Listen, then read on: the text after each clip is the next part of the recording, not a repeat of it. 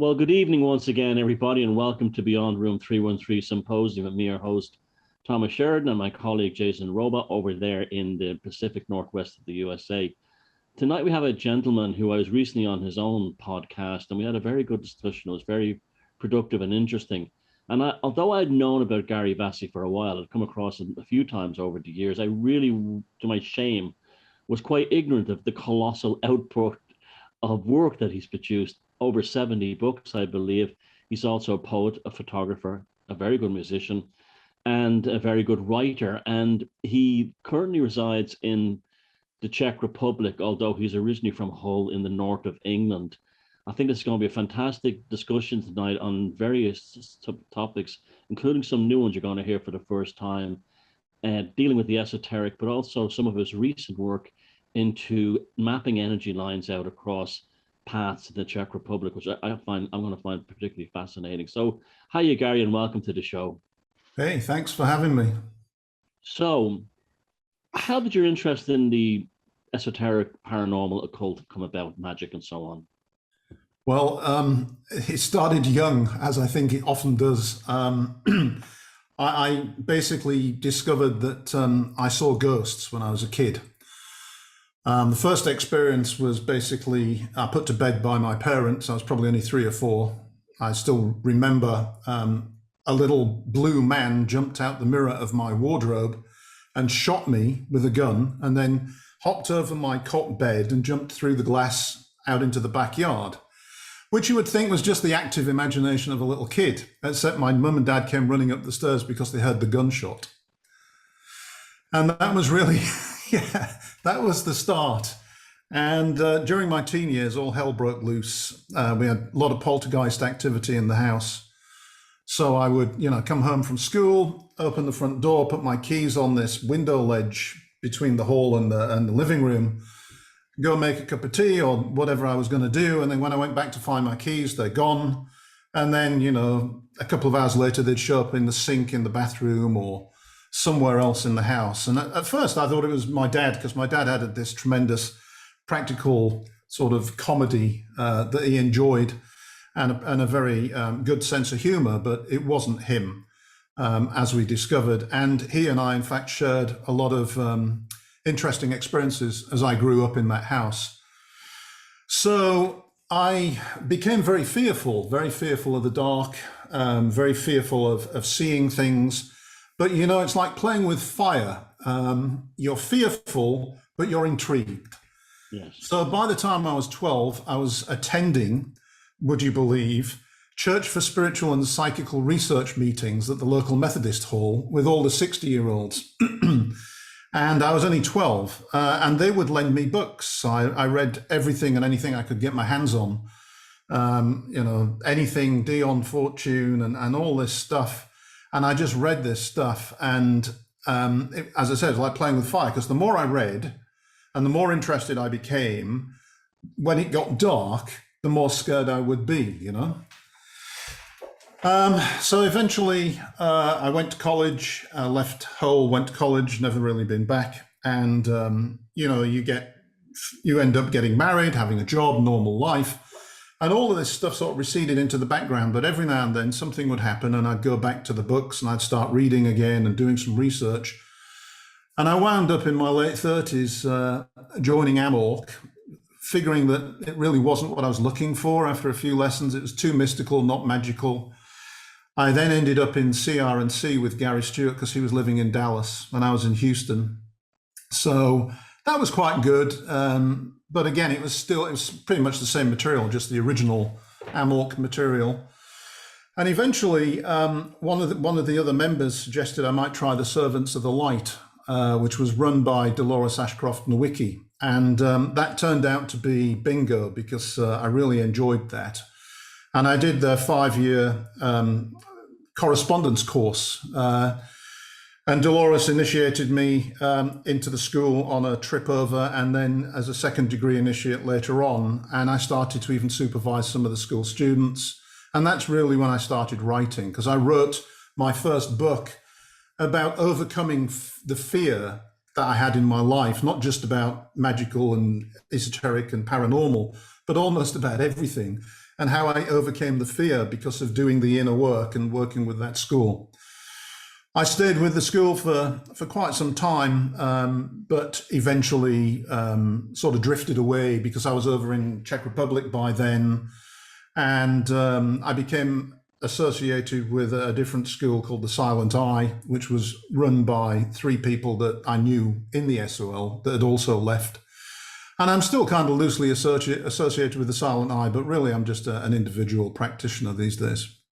Is there anything, we spoke about this a little bit in your podcast, but I've never really been drawn to the congregational group thing, although I know people who absolutely love it. And obviously you must have got a lot from it because you were doing it for so long. Did you find that the results or the actual, the ability to like hack reality or whatever was more likely to happen in your individual workings than it was in a congregational or group ones? I think both. When you're studying on a correspondence course, it really is, you are on your own.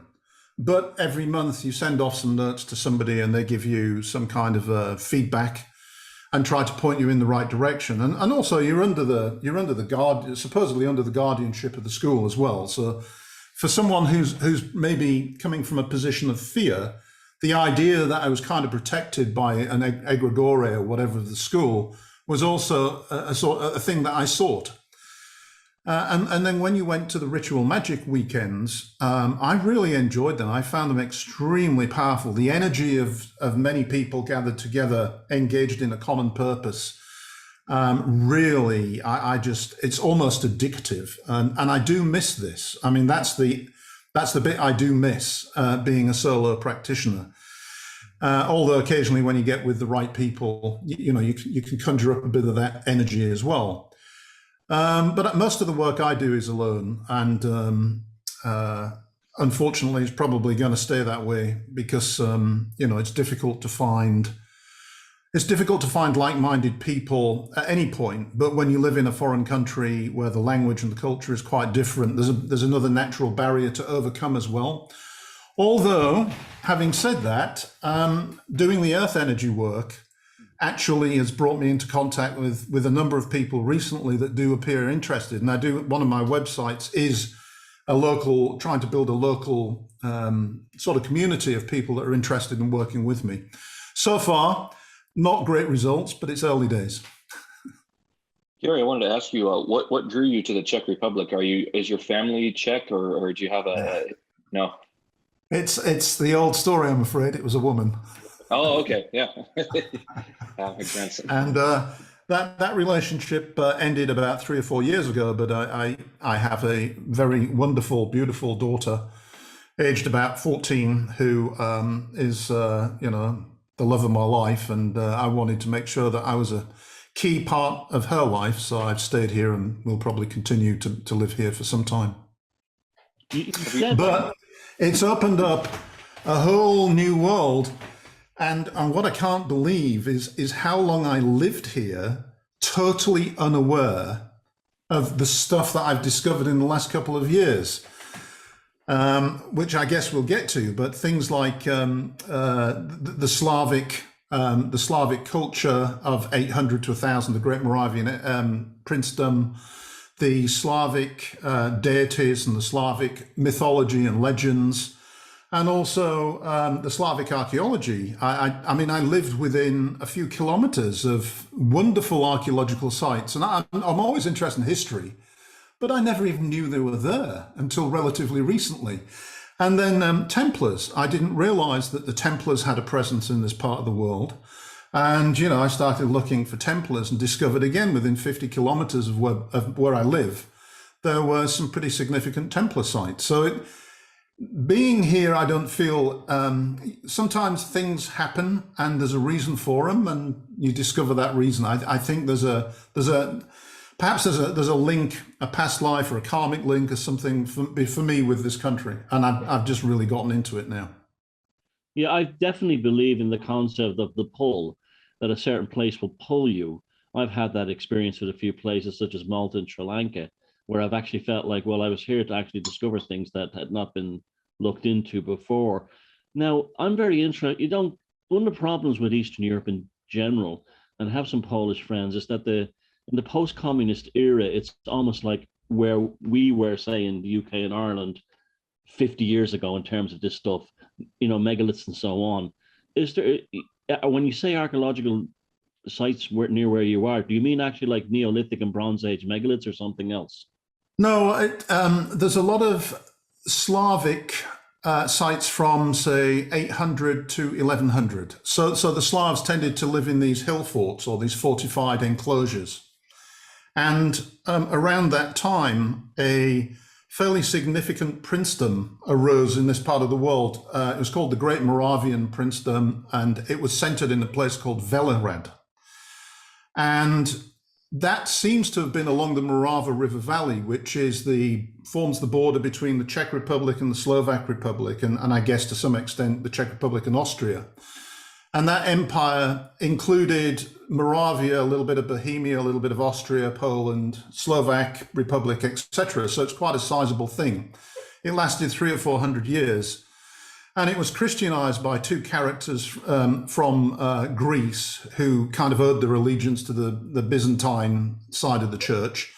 And they had a pretty unique approach. They created an alphabet, and they turned all the Christian stuff into this Slavic language using this alphabet, which is basically very like Russian or Bulgarian now. It's the precursor of the Slavic Cyrillic type text. And they didn't do what the Roman Church does, which is, basically kill off the pagan church. They kind of superimpose themselves on it and then kill it off. They assimilated it. So the Slavic Christian Church, you could still you could have two faiths. You could go to mass in the morning and then do your pagan Perun rite in the evening. And this was allowed. And there was a bit like the Celtic Christian Church that was in, UK and Ireland. And eventually when these two characters died off, of course, the Romans came along, the Roman Church came along and snuffed it all out and replaced it with proper traditional Roman Catholicism. But you've got this rich, relatively undocumented history and culture that started off pagan with a hierarchy of deities that looks a bit like the Nordic type hierarchy, and the tree of the world and all of this kind of stuff. And then it was kind of replaced with a pseudo Christianity for a period of time, and it's left. Well, because nothing was written down, it was all an oral tradition, and so there's a lot that you have to kind of figure out by doing what we do. It comes to you through meditation and that kind of thing. But there's also a lot of interest in this that's developed, I guess, in the last 20 years or so. So it's possible to find people. I'm also working with a Polish lady in North America, who is a Slavic shaman, dream walker, and she also has access to a lot of knowledge that is very interesting as well. So that's really what it's all about, is trying to, and the other thing is that through the people that I know at the Silent Eye, a couple of them had developed this way of working with the land, and they were working with the English land, Albion, and utilizing a lot of Celtic mythology, Irish mythology, and visiting the ancient sites and working with the land. And I spent a weekend with them and found this to be a very magical experience. If you recall, I think I told you at the end of the weekend, we'd had all these synchronicities. And at the end of the weekend, we were driving home and we were running late. And Sue, my friend, didn't really want to cook that evening because we were late. And we decided we'd just pull into a restaurant on the side of the road. So we hit the first restaurant we saw. We sit down, we open the menus. And to our utter amazement, the menu had, a meat section, a fish section, a salad. And it was like Gary pizza, Gary with chips, Gary burger. And we just looked at each other and burst out laughing. I mean, the perfect synchronicity. The weekend I was on the weekend's menu, And I came back determined to try to connect with the land in this country because I was at my wit's end. And my relationship had broken up. I felt like a total stranger in a foreign land. And I found that this connecting with the land, I started looking for the Templars and then got into the Slavic stuff. And the Celts were here before the Slavs. And all of a sudden, everything opened up in a very massive way. And it started off very strangely. If I may, I'll just continue. Yeah, please. This is great. One evening, about 2 years ago, in winter, I had my daughter here. She's got a small dog, and she was too lazy to walk the dog in the rain.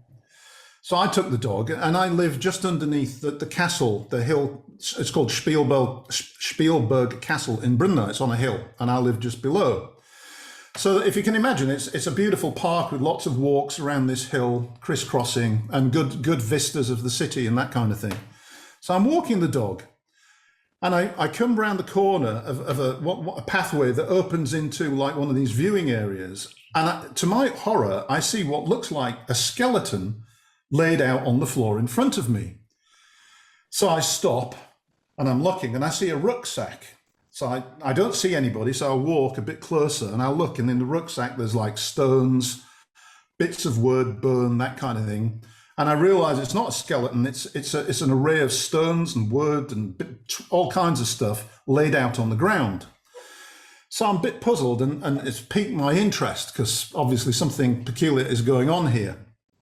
And I can't find anybody, but as I'm walking away with the dog, this man starts coming towards me from the darkness, and he's murmuring to himself. And I'm quite afraid. I'm reaching for the keys in my pocket, just in case I need to arm myself. But he runs past me, and as he runs past me, I realize he's got a little drum, and he's actually singing to himself with his drum.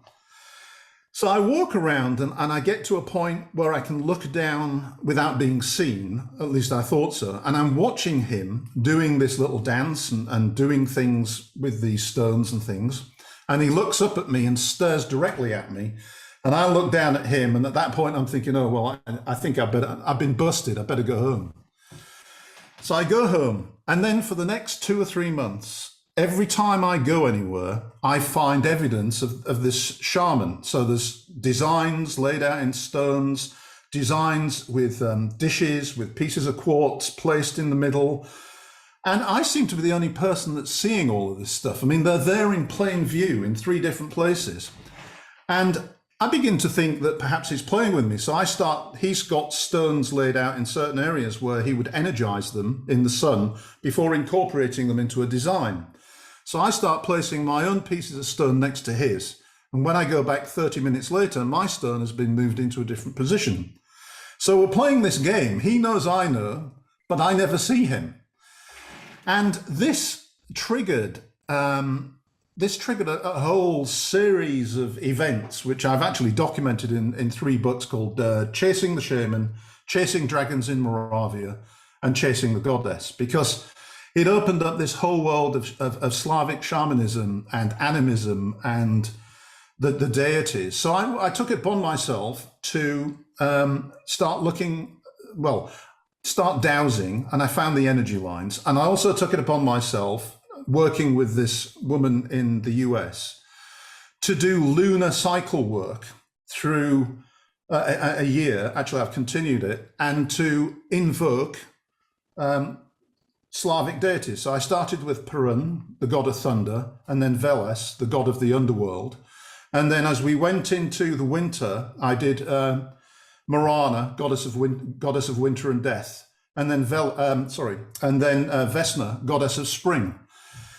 And this activity, you can talk about synchronicities and magic. It just exploded. Yeah. So I'm running around the country now, tracking energy lines, dowsing energy lines. And like last night, I went down the road to just to check, because I have a line that seems to bend 90 degrees, which is a bit strange. And I wanted to make sure that I wasn't somehow tracking into a second line and missing where it was really going. So I'm walking down the street with one stick in my hand, just following the line. And I knew it went into the buildings. But as I came up on the building, I realized it's like an artist's studio. And what is the artist working on? Goddesses. So there's all these ceramic goddesses in the window. And the artist saw me, so she comes out and says, "What are you doing?" And I said, "Well, I'm dowsing an earth energy line, and it goes straight into your studio."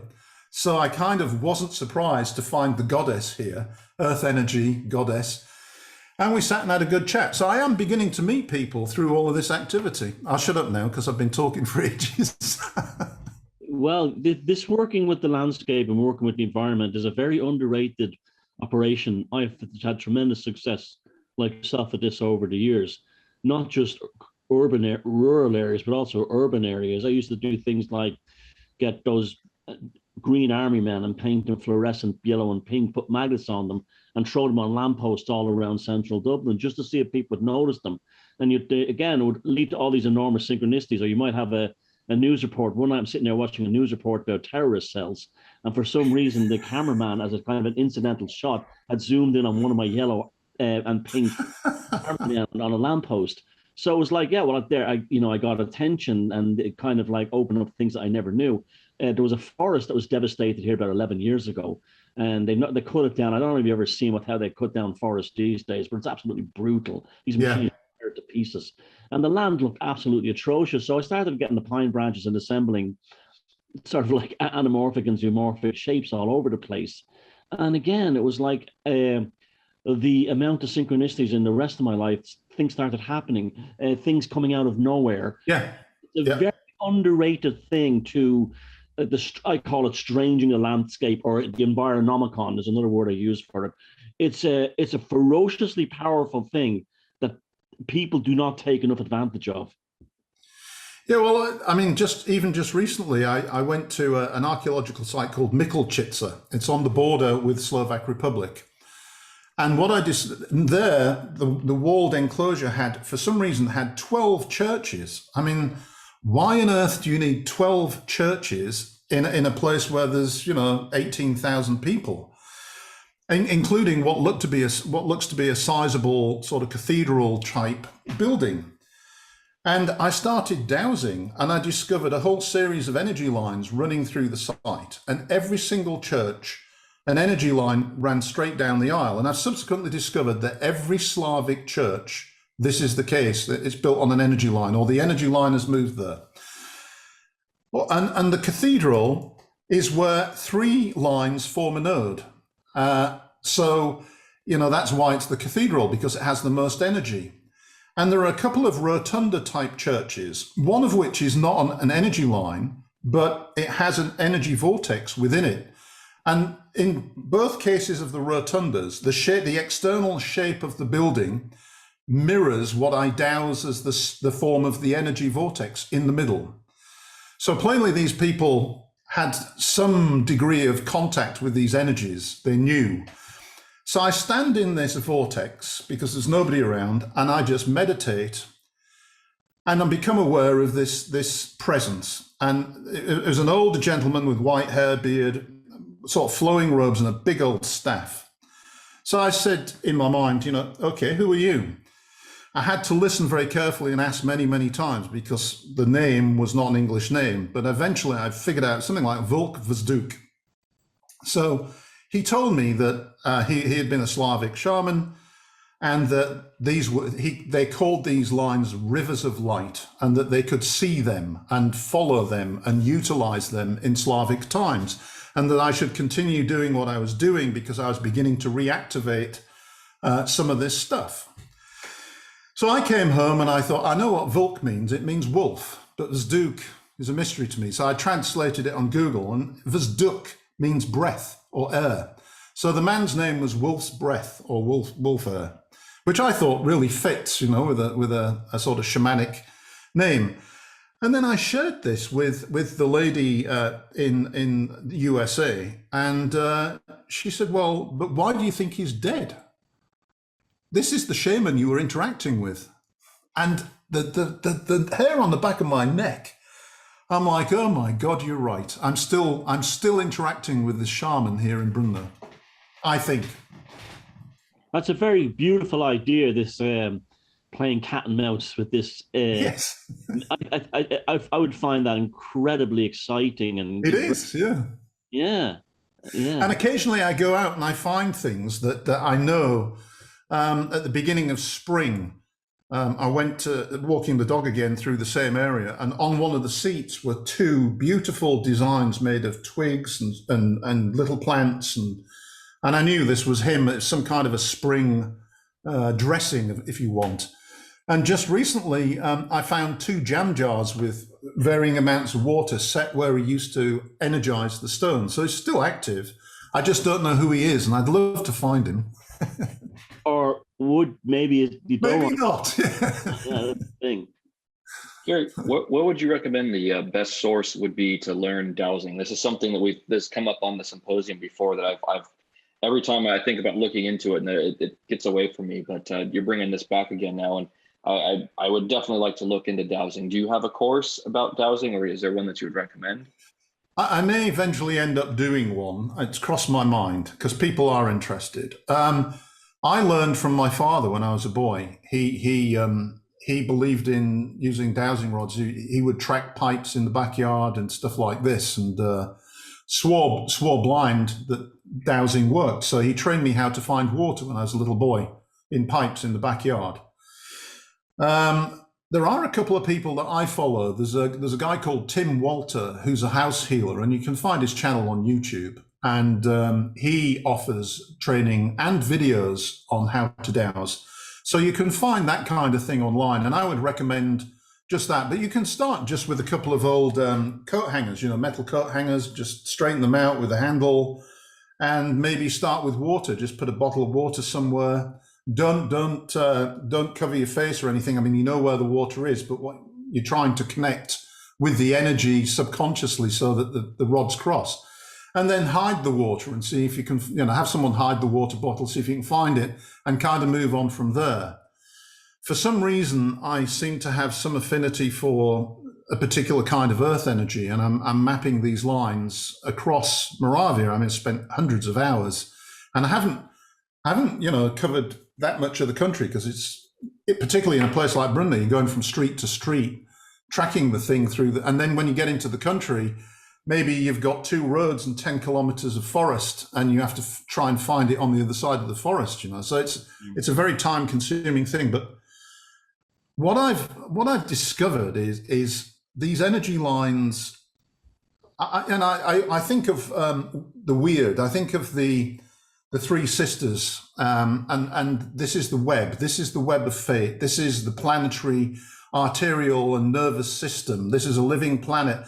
And so I'm connecting with that, but somehow it reflects back to me my life. So when I'm walking through Brno or somewhere and I'm following the line, you kind of get lost because you're just following the line and you're plotting it on an app on my phone. I've got an app and I'm plotting it, and you get kind of lost. You don't really know where you are, and then you look up and you think, oh, I used to live there. And what I discovered was that I've lived in 5 locations in the city. Every single one is within 50 meters of one of the 3 lines. This is a city the size of Hull, 350,000 people. It's not a small place. So 3 lines passing through. What are the odds that every single place I've ever lived is within 50 meters of an energy line? And then I bought a new apartment. And 2.5 years ago, I went out with my daughter to look at it. It was only so high, being built, and I stood there and I said, "Oh, it feels good here. I'm definitely going to do this." About 2 months ago, I'm following an energy line, and all of a sudden it drifts over to the right. And guess where I end up? In the very same spot. And it's almost like these lines reflect back to you something about your own life. It's a very personal thing. So on the one hand, it's like a net of earth energies and the living planet, but it's also it has a very personal side to it that becomes apparent, as you do the work and leads you into some, I'm at the stage now where if I'm following a line, I can often guess which building it's going to go through just by the decoration on the building. It's bizarre. So with this, continuing this thread, I saw on your website that you're a musician too, and I wanted to ask now, do these 2 things cross over, your work with the energy lines and working with your intuition, and then with your musical process or artistic process as a artist or a composer or a performer, do these two worlds intersect in any way for you? I think probably they do. And more recently, when I first started doing some music and recording, with my own recording studio and making music, I did it according to the way that I did it when I was an older teen. I'd find a riff on the guitar and then write some lyrics and record a song. But the more I've done it, the less structured it becomes. So I'll have a couple of riffs and I'll record the riffs and then I'll work around that. And then when time comes to put the lyrics, it's basically stream of consciousness stuff. I make it up as I sing it. And it definitely seems to be that same creative stream of consciousness and I think that, once you start doing this stuff, everything suddenly takes on a new meaning. In some of the books, I talk about, when you go into the forest and you're working with the goddess, or you're working with a deity, or you're working with energy lines, it's almost as if suddenly the forest takes on a new quality across the entire spectrum of the senses. So visually, it becomes brighter. The sounds become more acute. The air becomes crisp, and you can feel every little, I think you kind of become part of the whole in a sort of way. Do you understand? Yeah, absolutely. I'm a composer and a musician myself, and for me, it was something similar when I first started. I would write something based off of what I would feel on the keyboard, where my muscle memory would go, and then I realized I'd be kind of making the same piece of music over and over because there's a gesture that's continuing. And then it was one of those things where it's like finding something that's not a physical thing, where the composition starts in here and in here, and like again finding like, okay, where there's something that came in from this angle, so to speak, not actually physically from that angle, but in a part of my mind. And I would just go, okay, what is that, and just chase that, and then put that in, and then go, and I would be making a cup of coffee or taking a shower or something, and it would be like a call. I would put the call in, and then a response to that would come in someplace else, in the shower, or when I'm out driving somewhere, and it's like, oh shit, I gotta hum this into my phone, somehow get this out so I don't forget it. But it's just one of those things. It's just like when you were talking about finding the energy lines and then those having some sort of correspondence. I would imagine maybe those two art forms kind of go together with being able to trace a thought form or to trace an energy line, because sometimes it's like with these pieces of music, they are something that's existing there and you're tapping into it. But again, like you said, it also is a macrocosmic representation of your microcosm in life, or the other way. It's a correspondence there between yourself and it. So it is your piece of music, but it's also something that was there already that you're tapping into. Yeah. It's funny though as well. Now you've mentioned that, it makes me think back to when I was a kid, and I was getting interested in magic and stuff. But I was also very interested in music. I was growing up in the 70s, and the British music scene was a lot of fun back then. T-Rex, David Bowie, Sweet, all that kind of stuff. But what I used to do was I would walk to school alone, and I realized now what I was doing was meditating, and I was putting myself into a different state of consciousness, but I'd be singing a song. And at some point, as I was walking along, I remember the music was playing itself, and I could hear every instrument. It wasn't just my voice.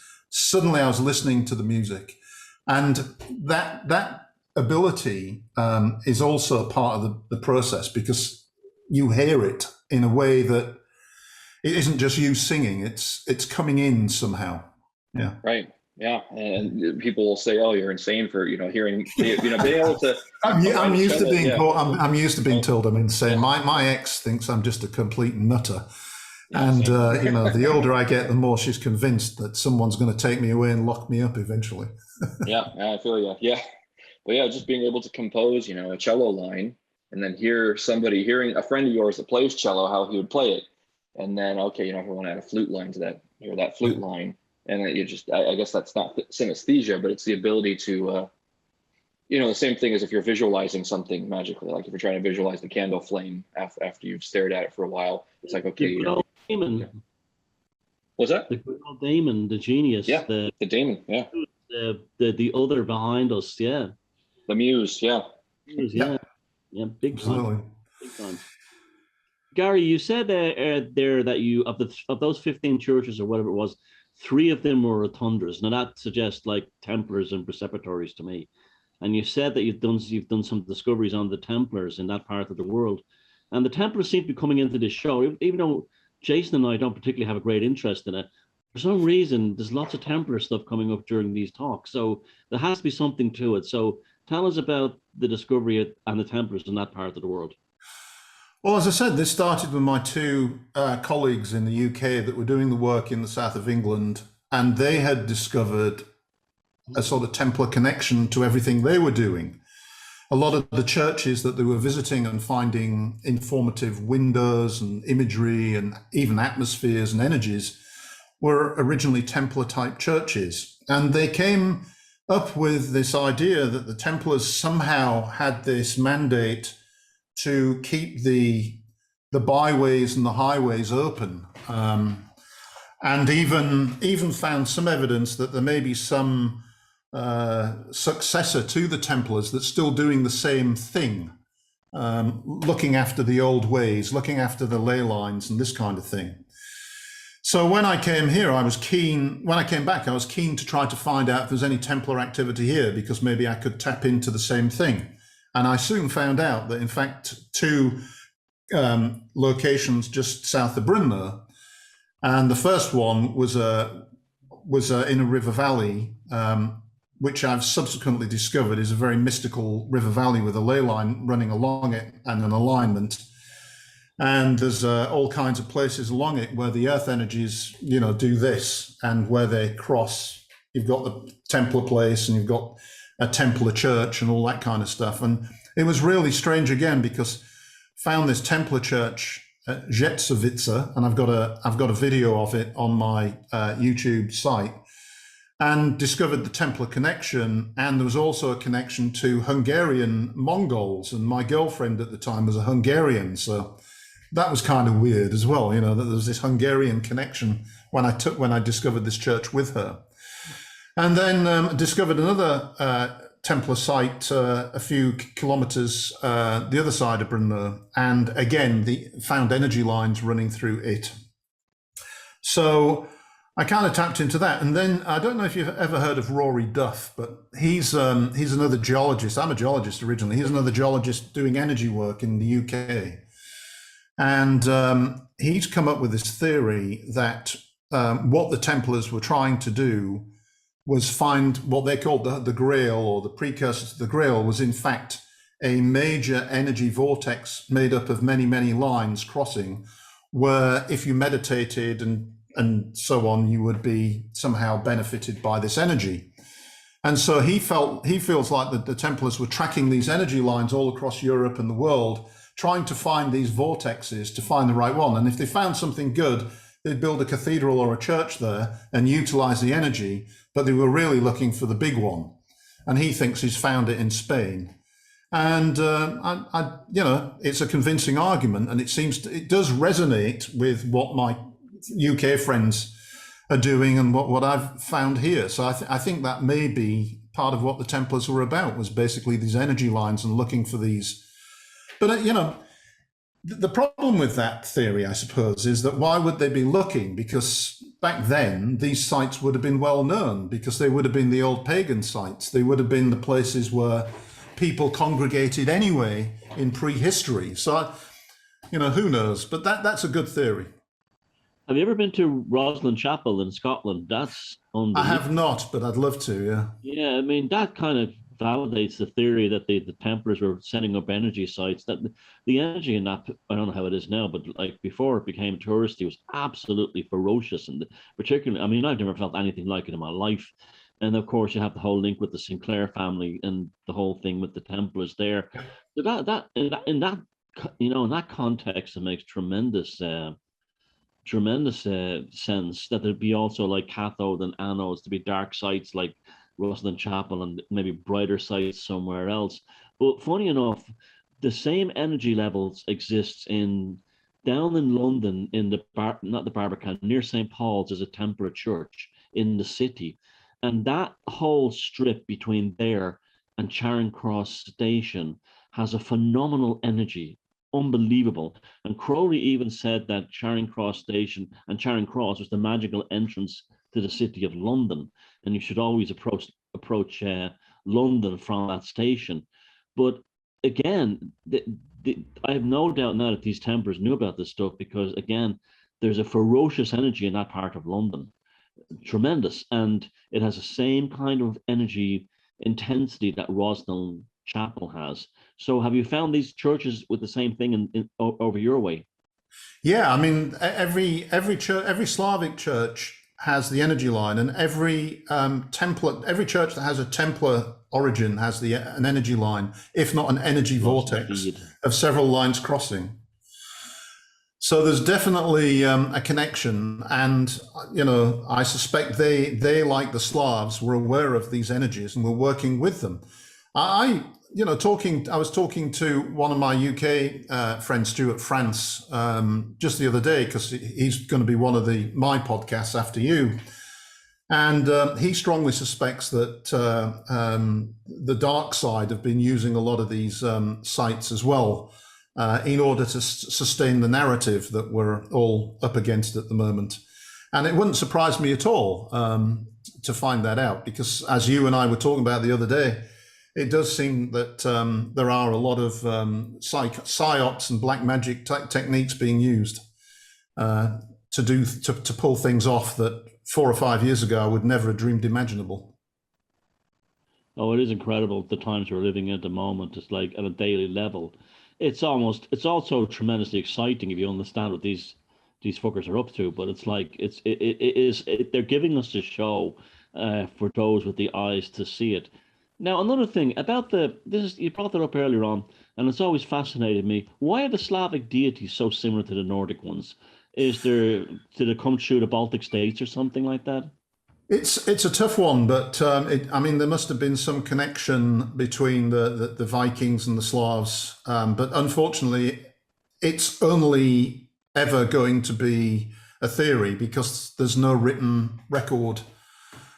We don't really know where the Slavs originated, for example, at all. But the pantheons are very, very similar, and the myths and legends are very similar.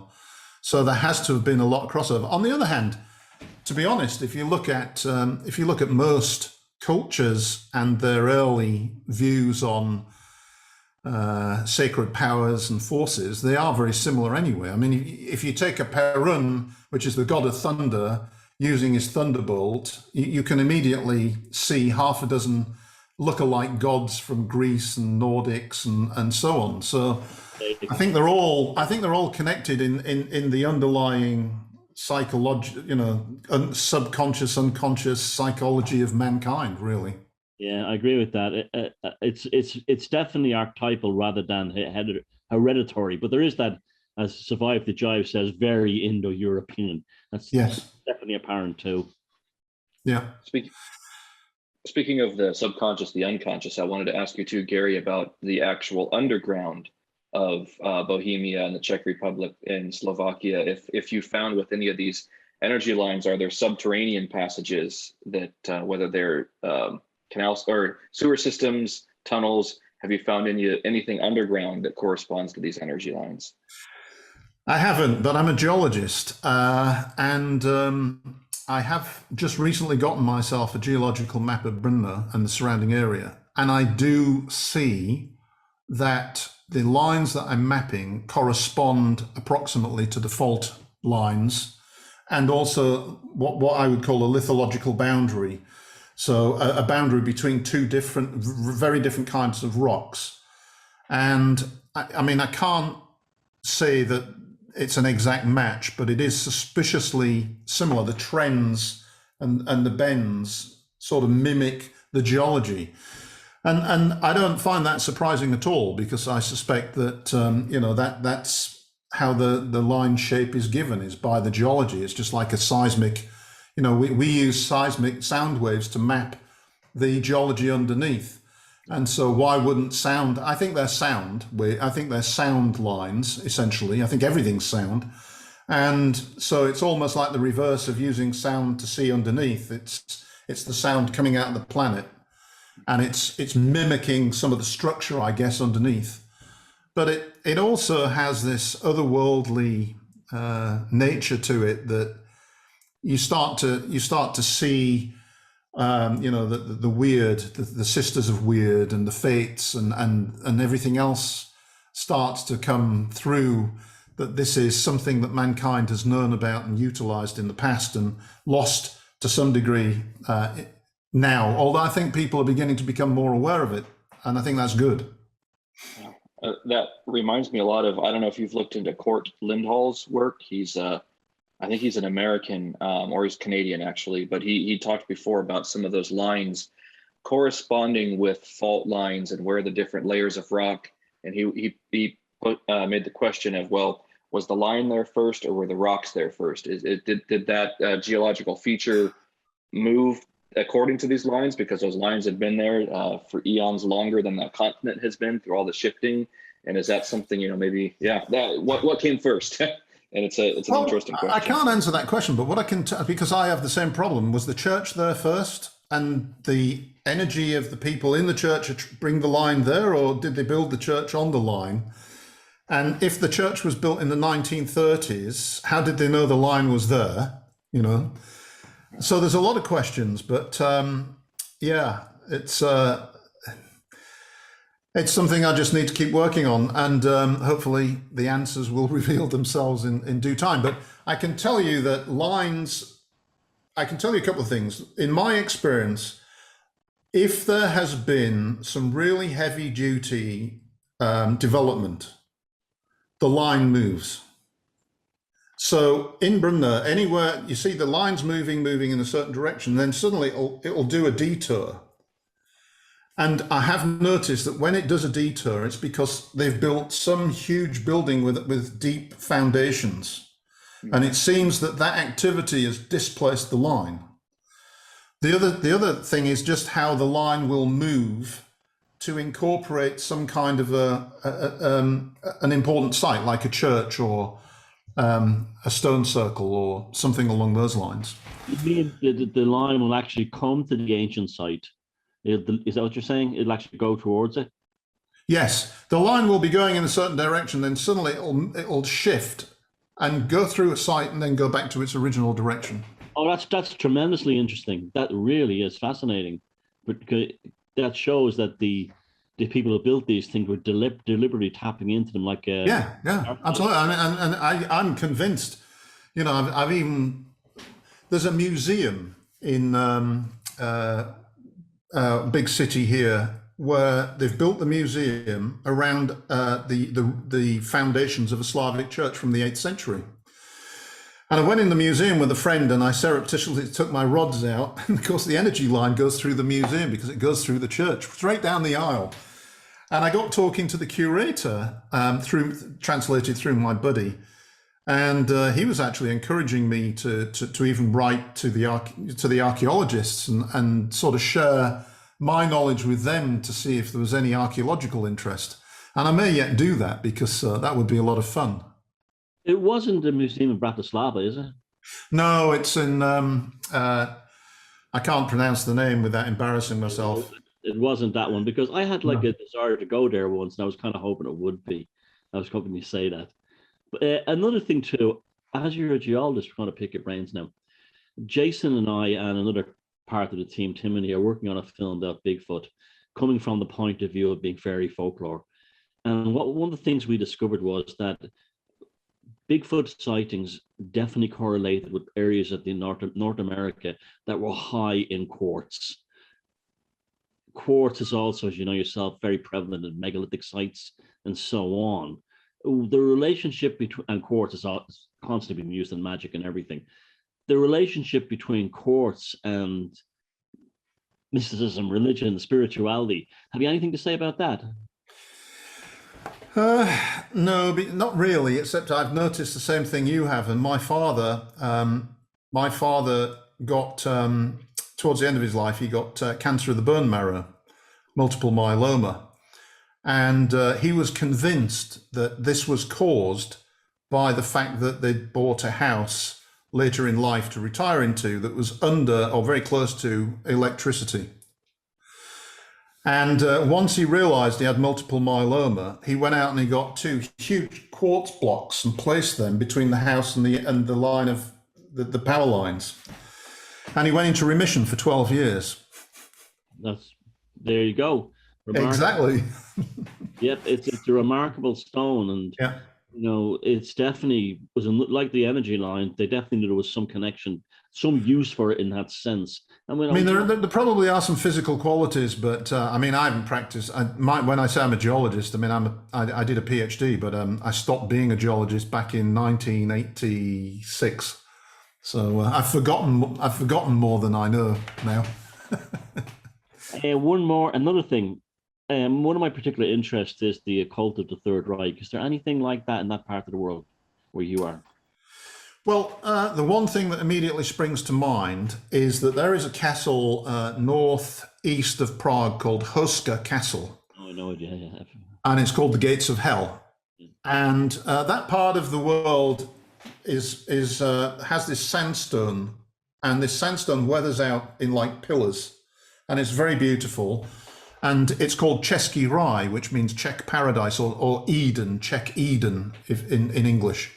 And it's a big tourist area. But apparently this castle, there was once a big hole in the sandstone rocks. And I guess in the Middle Ages or whenever, people were very frightened of this location because it was said that things came out of this hole and stole sheep and all kinds of stuff like this.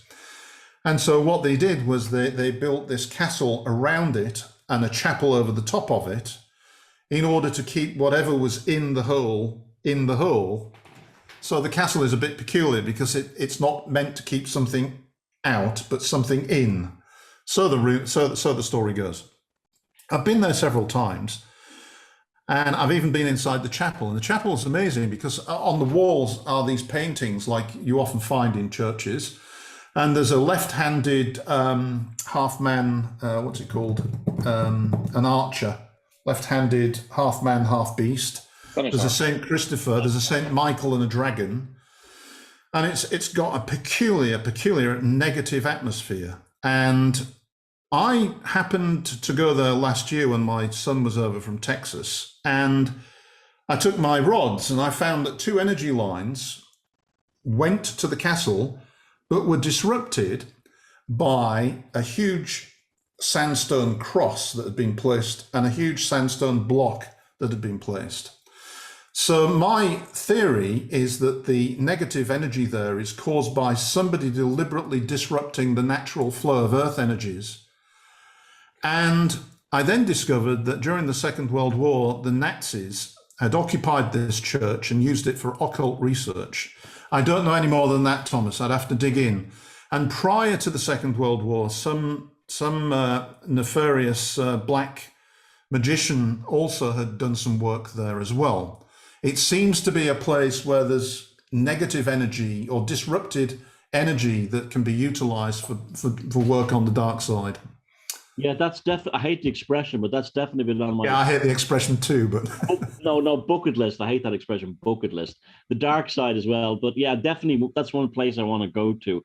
That's, that whole part of the world to me seems magically infused or something. Now, is this just me being romantic or because of like Rudolph II and Bohemia, the alchemical king and everything? How is among the ordinary people in the Slavic world, in the Czech world, is folklore? Has it survived? Did it survive the communist thing? Okay, is it there? Is it gone?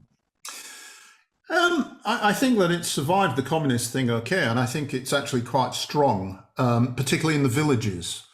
So each village will have a fair day. That's my whole accent, Fair day, each year, and there'll be a village celebration. They'll all dress up in the costumes, and they'll do certain things that obviously are from an earlier time, an earlier pagan time, and have pagan roots. There's also a lot of practices like at Easter. The men make sticks out of a very bendy type of wood. So it's like a set of twine in a stick, and they attach bright coloured materials to it, and then they go and whip the women. And in return for being whipped, the women give the men chocolate eggs, which is plainly a throwback to some kind of a fertility, pagan fertility rite. They still, in some places, do the burning of Marana. So they will, I did this last winter myself, they will construct an effigy of the goddess of winter, and in the depths of winter, and then on the spring equinox, they will burn the effigy and drown it. And the church has taken this and turned it from Marana into some saint, and they still practice it in a Christianized form in some locations. And so they don't have a Santa Claus. They have one of the saints, or they call him sort of Jesus, baby Jesus comes and brings presents. And Christmas here is Christmas Eve, not Christmas Day. So the gifts are given then.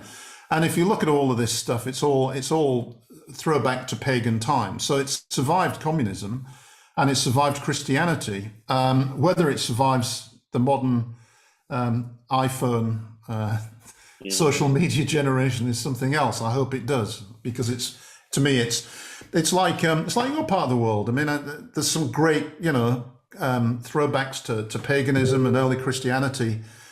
That's the part of culture that needs to be preserved. That's the part of culture that needs to be treasured, in my opinion. Oh, I agree completely. It certainly sounds like you've landed in the right part of the world for the work you're doing. So we have to thank that woman that led you astray over there. So she brought you where you should be. Listen, Gary, what else? What new things are you working on? Anything interesting you're going on? Any plans? Well, as you know, I've written a whole bunch of books about paranormal, and so I'm still doing that. And I'm just putting out a third edition, would you believe, of Chilling Tales of Black-Eyed Kids, which I'm very excited about, and done a lot of stuff around that. And I'm going to be writing a book about Ouija boards. And I tend to take an approach to these things, a sort of pseudo, I hate to say scientific, but a pseudo-scientific approach. So I don't just tell a whole bunch of scary stories, but I try to explain the phenomena and look at it in the widest way possible, its origins, how it's used, how it's debunked, all that kind of thing. So I'm still doing some of that from a writing perspective, but what I've got mostly interested in is basically the energy lines. They've become all-encompassing and all-consuming. And Rory Duff sent me a remote dowsing of some very energetic lines that he thinks might run through the Czech Republic. So this weekend I'm going to actually drive 150 kilometers to where he thinks they are and see if I can find them for him. So it's that's the work that I'm doing at the moment, along with the Slavic deities, and trying to work with what I've discovered. It's very rewarding I call it invoke. I don't know if that's the correct word, but what I mean by that is I get myself into a meditative state. I visualize the god or the goddess, and then I step into them and try to become them and feel what I get. And that's been very rewarding as well. I've got a whole lot of stuff by doing that I think I need to try to make more broadly available, because there's a lot of interest in the Slavic deities now, and not a lot of information, and a lot of misinformation. I'd love you to come back sometime, Sir Jason would too, and talk about the black-eyed kids and the Ouija boards. That is, and a few other things if you're up for that, because that's absolutely anytime. Definitely interest us. That'd be brilliant if we could do that. Jason, absolutely. Yeah, I'd love that. Jason, have anything to say to Gary before we wrap up? Oh, this was awesome. And just one last quick little question. When you're doing your dowsing, are there any other devices that you use for metering energies, like an EMF meter or anything like that you add to your dowsing process? No, I do everything with a rod. So I use the rod. I've got to the point, I probably shouldn't say this, and I've said it a few times this last couple of weeks. I got to the point where I can drive with one rod in the hand and still find the lines. That's awesome. That's great. And also, I can use the rods I can stand somewhere and say, okay, I can't find you, where are you? And it'll point and I'll follow that direction, find the line. I can say, okay, what strength are you? And I've got, the rods will help you with that. The only other thing I have done is one day, a couple of times I've gone to the lines and I've gone every hour or every couple of hours with chalk and an app on the phone that measures the distance accurately. And I've measured the distance from the start and finish. And what I've discovered, just like Rory Duff, is that during the course of a period, these lines migrate their own width backwards and forwards. So you can see that they have a frequency, and the frequency can be 12 hours, 18 hours, 48 hours. But it definitely seems that they have this frequency and move backwards and forwards like this across their own width. The ones I'm tracking are about 5 to 8 meters wide. And so they move 5 to 8 meters backwards and forwards during a 12-hour period, which is also quite interesting. I don't know why that would be, but I keep working on this stuff. Wow, fabulous. We'll have the link running to your website along the whole show, and also in the description box where people can get your unbelievable archive of books and other things and find out your other work and materials. But Gary, Vasey, thank you so much for coming tonight and being generous and sharing your amazing knowledge, really. And I mean, I could do 2 more hours, but we just stuck for time. But thank you very much. This has been really fantastic, and whatever you're doing, it's amazing, and keep doing it. Thank you. Thanks. Well, I enjoy your work as well, Thomas. So mutual admiration. Keep it up. Yeah, and don't forget, folks, and I'll put it in the description, in the comments when it happens. I have a podcast coming up at Gary soon, myself, on Gary's show. So take care, everyone. Thank you, Jason. Thank you, Gary. And thank you, everyone, on watching this on Beyond Room 313 Symposium. And we'll be back again with, we're spoiling it now with great guests, aren't we? And believe me, there's even plenty more to come. So thanks very much, guys. And